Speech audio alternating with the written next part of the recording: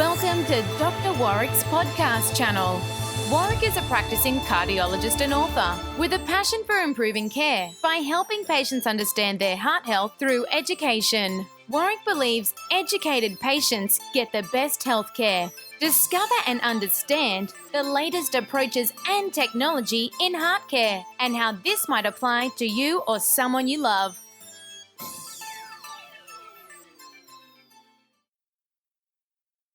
Hi, my name is Doctor Warrick Bishop and I'd like to welcome you to my consulting room.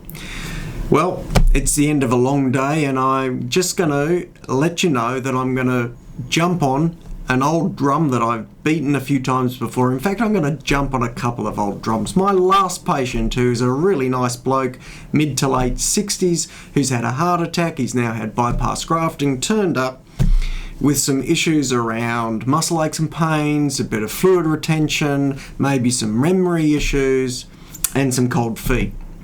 Well, this guy, I said to him, well, let me know what your tablets are, because his thought was that his tablets could be involved in some of his side effects. Well, you guessed it, he didn't know what tablets he was on. He didn't have a list. He said there's a blood pressure one and there's a cholesterol one.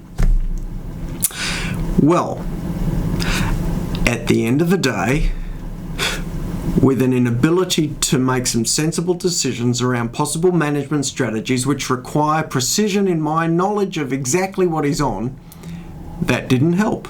I pointed out to him that creates a little bit of frustration. In fact, I think it gave me a few extra grey hairs. I did take the opportunity to phone up his pharmacy, but you can imagine that takes 5 to 10 minutes out of a 15-minute consultation. I did it nonetheless because we really need that information. By the time I got his information, we found he was on a beta blocker, which could have been the cause of his cold feet. We found he wasn't on any diuretic, so maybe he needed a tiny bit for the swelling he was describing. He had been on and off his cholesterol lowering agents, but he had 2 cholesterol lowering agents. One was a statin, one was a ezetimibe. He didn't know. Interestingly, he had stopped all his medications in the last few weeks and then restarted them without any change in his symptoms at all. What am I sharing with you? A little bit of frustration. One is, he probably didn't have a problem with his tablets, he just wanted to blame them rather than something else. And 2 is, if we don't know what tablets he's on, we don't know where to start in terms of trying to answer questions about possible side effects of medications. As you might imagine, I made a strong advocacy to this man to make sure he writes down a list of his tablets and keeps it in his wallet. In fact, on this occasion, because I got to speak to his pharmacist, I took the opportunity to ask his pharmacist to write a clear and up-to-date list that he can put in his wallet.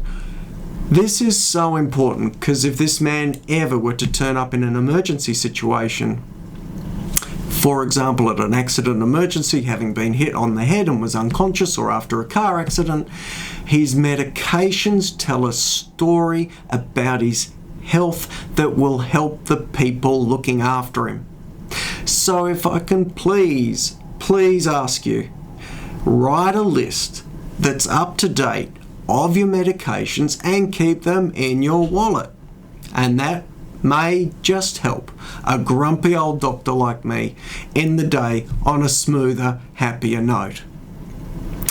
Second drum, and this has happened a couple of times in the last week, so forgive me for beating this drum as well, but I've now had a couple of patients in the last few weeks who have come in and explained that because they weren't quite sure, they've unilaterally stopped their medications. Specifically, in this situation, because it's my area, statins. But it doesn't matter what medication.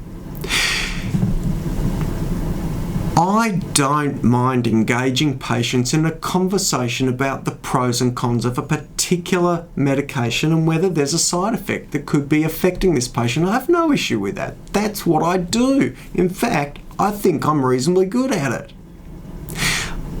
What causes me great upset and distress is when people will make a unilateral decision without engaging me in a balanced discussion about the pros and cons and stop their medication because, well, they saw something on social media, or because a neighbour said, oh, I had problems with that, or because some well-intentioned person has given them an idea and it doesn't fit with exactly the clinical situation that I know is going on that prompted me to provide the script or that management strategy in the first place. I want people to understand that preventative therapies don't make you feel any different. And so there isn't a reminder there every day that you need to take them to make you feel better. But they are there for you to have a longer life.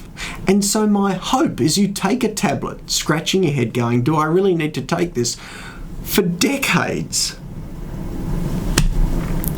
That's what I do, figure out how we change the risk in the future. How we make sure you can take a tablet that doesn't make you feel any different for the rest of your life and extend that life. Because at the end of the day, like my colleagues, we want you to live as well as possible for as long as possible, and the only way we can do that is by figuring out the pros and cons, the risks and benefits, and the best solution for you.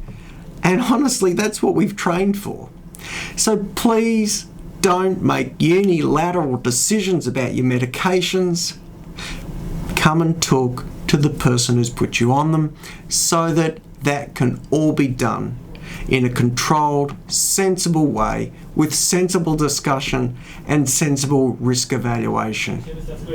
Well, if you haven't figured out that those topics wind me up, you should listen to this again.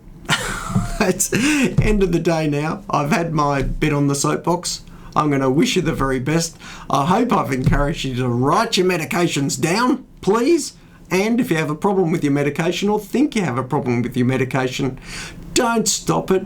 Contact your doctor first and talk with them about it, because it's for your benefit that you are on it. Be clear about the risk and benefit.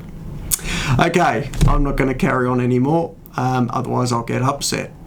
I'm going to wish you the very best. I hope you've got something out of this. If you do have any questions or anything that you'd like me to cover in a podcast, please let us know, and I would endeavour to do that for you.